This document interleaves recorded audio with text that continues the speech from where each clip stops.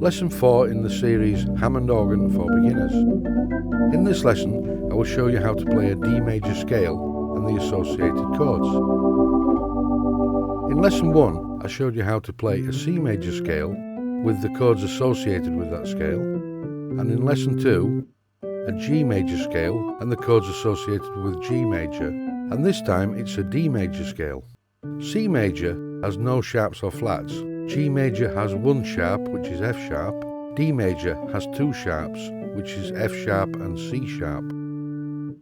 In a major scale, the interval between the last note and the penultimate note is always a semitone. And this is common to all the major scales.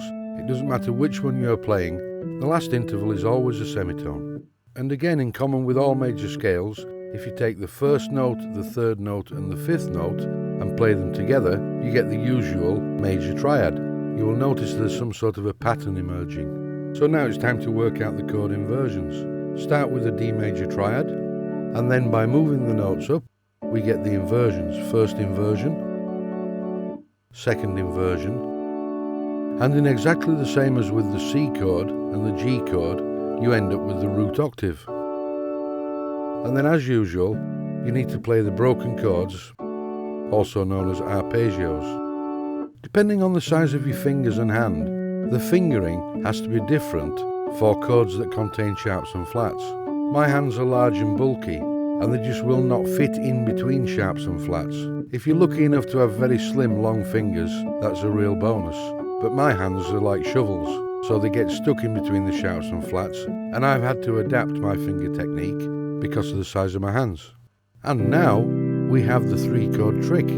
We have a C, a G, and a D. Many songs contain just three chords. Rock and roll songs, blues songs, as well as countless others. Now it's time to play something. Start with the G, play the C, and then play the D. Back down to the C, and back down to the G.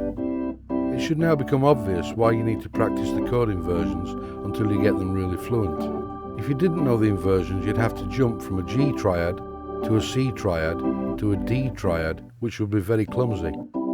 Practice these changes until you get them really fluent, and continue to practice 5-finger exercises. The more you practice, the better you will get.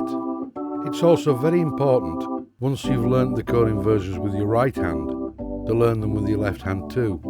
This is not actually so difficult. Nothing really changes between the hands. The fingering's different, and if you haven't been practicing the 5-finger exercises with your left hand won't work properly. Here I'm playing some simple improvisation lines around the three chords. I don't expect you to be able to do this just yet. Just have a look at it, see what I'm actually doing. I'm playing notes that aren't in the scale. These are called blue notes, because they're not in the scale, and I'm sliding from notes. When soloing on a keyboard or a Hammond organ, these sliding notes allow you to put expression into your music. Thanks for watching and listening. I hope it's been of some use to you.